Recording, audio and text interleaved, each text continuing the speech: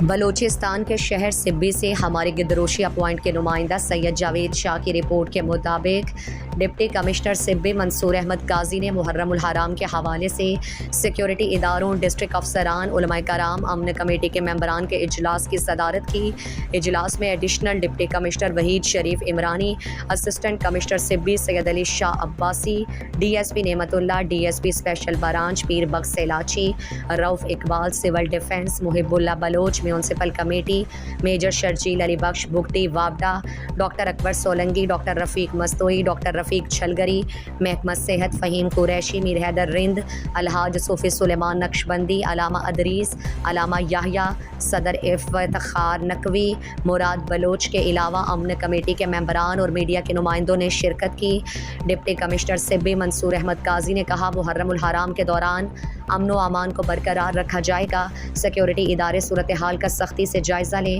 ماتمی جلوس کے گزرگاہوں، ہوٹل، مکانات اور خالی مکانات کی ابھی سے چیکنگ کریں اور کرائے پر حاصل کیے گئے مکانات، دکان یا ہوٹلوں میں رہائشی لوگوں کا ڈیٹا حاصل کریں۔ اجلاس میں ڈی ایس پی نعمت اللہ نے بتایا کہ امن و امان کو برقرار رکھنے کے لیے 300 سے زائد پولیس اہلکاروں کے علاوہ بی سی اور ایف سی کے دستے اسٹینڈ بائی رہیں گے، جبکہ تحصیل لہری میں F C, Q R F کے علاوہ لیویز کی بھاری نفری تعینات کی جائے گی۔ ڈپٹی کمشنر نے کہا کہ شہر میں سی سی ٹی وی کیمرے بھی لگائے گئے ہیں۔ مزید جلوس کے راستوں میں سی سی ٹی وی کیمروں اور جاسوسی کتوں کی مدد سے سرچ کیا جائے گا۔ چیف آفیسر میونسپل کمیٹی محب اللہ بلوچ نے شرکاء اجلاس کو بتایا کہ تمام علاقوں کی اسٹریٹ لائٹس مغرب کے فوراً بعد آن رہیں گی، جبکہ صفائی کے عملے کو سختی سے ہدایات کی گئی ہے کہ امام بار گاہوں اور جلوسوں کے راستوں میں صفائی کی صورتحال برقرار رکھیں گے۔ ایس ڈی او کیسکو نے بتایا کہ یکم محرم الحرام سے لوڈ شیڈنگ ٹائمنگ تبدیل کر دی جائیں گی، امام بار گاہوں اور شہر میں بجلی کی فراہمی معطل نہیں ہوگی۔ ڈپٹی کمشنر نے علماء کرام سے کہا کہ وہ جمعۃ المبارک کے خطابات میں